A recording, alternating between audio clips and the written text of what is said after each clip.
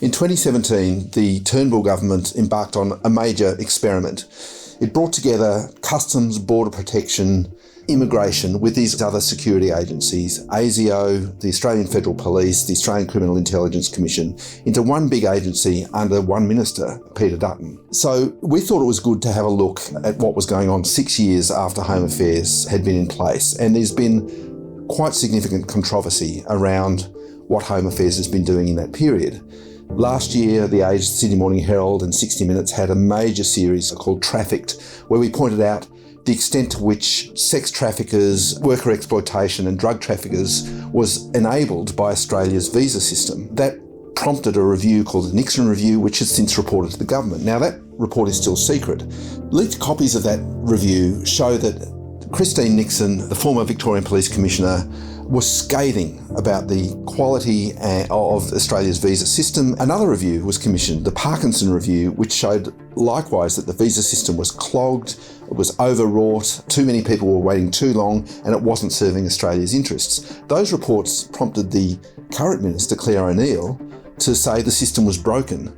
Our investigation has gone on for months. We've spoken to whistleblowers, we've got leaked documents, we've got dozens of interviews with insiders, a number of people on the record, and all of which is showing that the kinds of failings that were thrown up by the Nixon report and the Parkinson report are ongoing and serious for Australia.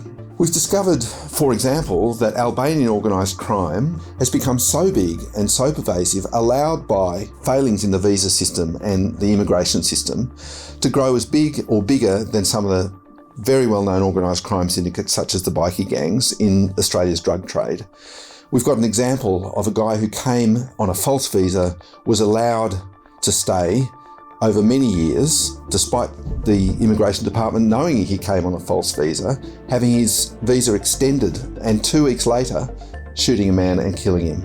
We've got a horrifying story of a young man who was brought from China on false pretences. It was on the paperwork, it said he'd come on an education visa. In fact, he was brought in by a company and essentially enslaved in Australia. Perhaps Australia's most high-profile immigration program in recent years has been the offshore detention system. What's never come out before is what we can report about how elements of that system were fuelled by suspect payments. Those suspect payments went from very large companies in Australia with government contracts to high-profile officials in the companies that we were contracting to deal with our offshore detention systems. We've got evidence that those contracts were let with the knowledge of the Department of Home Affairs and the Australian government.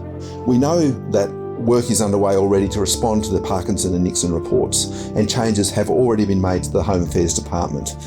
But are the people running it, the people in charge, the people who've set up this system and administered it over many years, have they sufficiently been held accountable for the kinds of things that we have discovered? We think probably not.